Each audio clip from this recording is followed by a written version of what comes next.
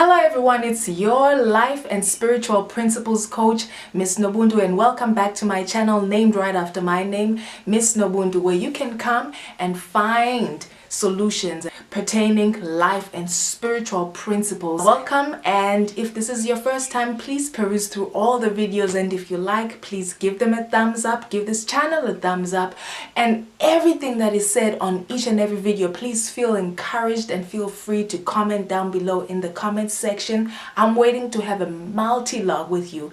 There is no point in me having this channel if I'm speaking to myself. I'm not here to speak at you. I'm here to interact and speak with you. So please be encouraged to comment down below in the comment section, and let's put that to use and let's get conversations going. Without further ado, let me get into what I am here to talk about today. God is always waiting to work with you in expanding the territory of your life. God is always waiting to work with you in stretching your tent in order to expand the coverage of territory that you have authority over, that you have conquered, that you have taken up in your life.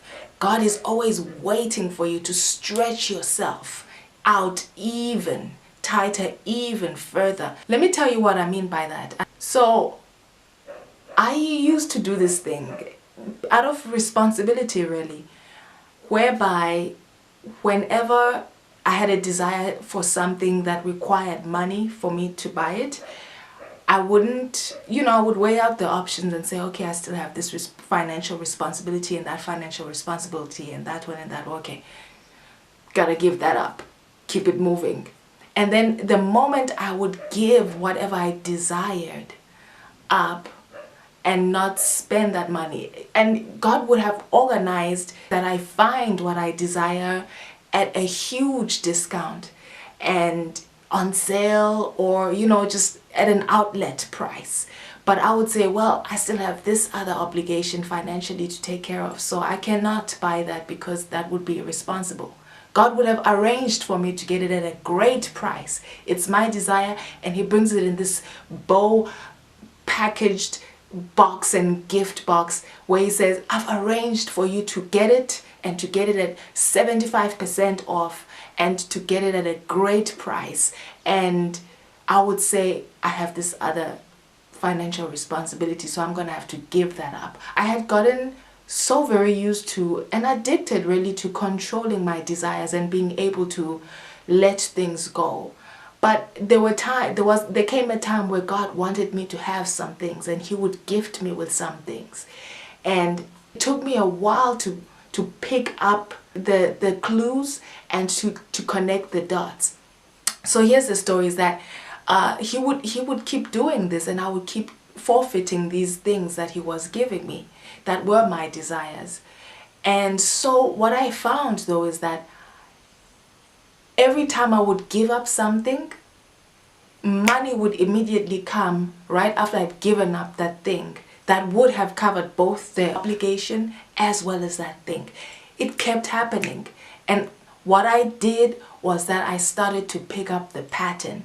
And I thought, oh, you are saying go for it. Do this thing that requires your faith. You don't see how you're going to pay for this, yet afford this other responsibility, this other commitment. But God is saying, I'm asking you, take the step of faith, and I'll quickly provide for that thing as well. I'm waiting to provide for both things, for 3 things, for 5 things, all at the same time for you, without you having to forfeit anything. And so when I picked up the pattern, I tried it out. I had a desire for something, but then again, it was one of those situations where it was like, I could put this money towards this desire, or I could take care of this financial responsibility and be responsible, right? But I had to go back into history. I had to go back into recent and further history and see the pattern of God and see the pattern of what had happened before. And the pattern told me, you always give up something, and as soon as you give it up and you pay for this other thing that's also a responsibility, money comes in and you miss out on that thing, because by the time you go back, it's not there anymore. And I said, okay, let me try something different this time. So I did. And I went for the thing that I desired, that I was getting at a great price, and which God was giving to me at a great price, great conditions surrounding the desire, that allowed me to make a save, that allowed me to go for it. And I said, go for it. And I went for it, not knowing how I was going to pay for the other things. And the moment I did, provision came for the other things. And I thought, oh my God, this is how you expand your territory. And in a number of ways, my territory expanded. My faith territory expanded. Is that take a step. This is not about being irresponsible. It's not about being careless. It's about taking on the clues and knowing that God is always trying to bring you your desire. And when he does, he's worked out a great atmosphere for your desire. It's usually 75% of sale. You know, it's on sale. It's like, go for it right now, or you're going to miss out on a great deal.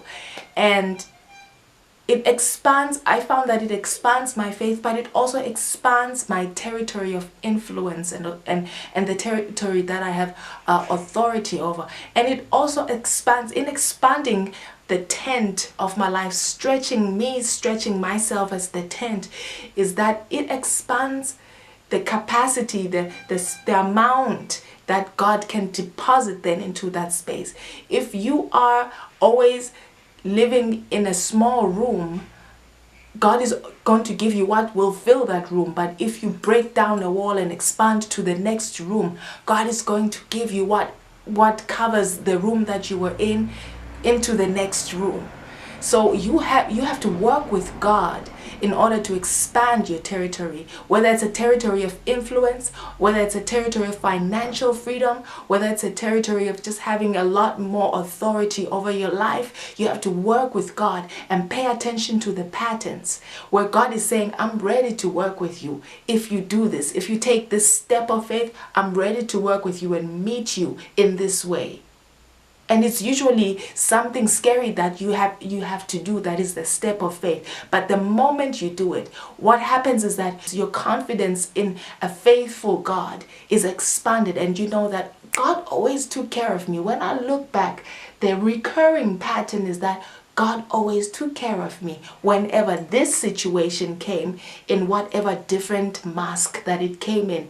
God always took care of it, either right on time, or before time, or after time, but God always took care of it, and I always came out okay. So I'm just here to tell you today, take some risks. Taking risks is a God thing.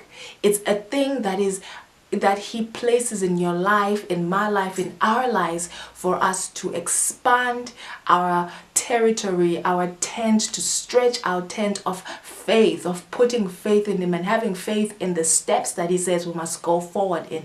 What faith is there if you only buy things when you know you have enough money? It's only when you don't have enough money where faith is the thing that you need. It's only when there are not enough fish and loaves to feed more than 5 people and 3 people, when faith is needed. Then that's where the God moment is. God is waiting to come in those moments when there isn't enough for what you need and what you desire. He comes in there. That's where faith gets stretched. That's where your faith muscle gets strengthened, because you know that, oh, I have to go beyond what is comfortable. I have to go beyond what I have in order to see the hand of God working miracles and wonders in my life. I have to take a step just a little or a whole lot more beyond what I have, what I can control, what I can keep within my control, in order for God to show up for me. So while you are in your box, while you are in the boat, the only thing that is going to expand your faith and strengthen your faith, the only thing that is going to expand your territory, the only thing that is going to stretch your tent to cover more territory, is you taking steps in faith into the unknown, doing the thing that your mind is designed to tell you this is potentially dangerous, but that is right where God is saying, defy your mind and obey your God. Defy your mind and obey Jesus, saying, come, walk on water. I'll catch you. If I'm on the water, you will not sink. That also tells me that then every time that moment comes where God is saying, okay, let's expand your faith now. Let's expand your territory. Let's stretch your tent now. Just tell him, well, I'm willing to, but don't call me to step out of the boat into the water if you're not on the water, because I know then that I'm gonna sink. Don't tell me to stretch my tent if you know that stretching my tent is gonna tear this tent apart.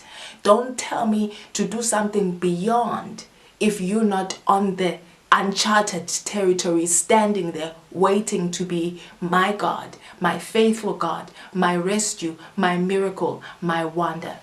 That's all I have to tell you today. Any questions that you have, please comment down below in the comments section. I love you. Thank you for continuing to watch the channel. Stay blessed and be blessed, and I will see you next time. Bye.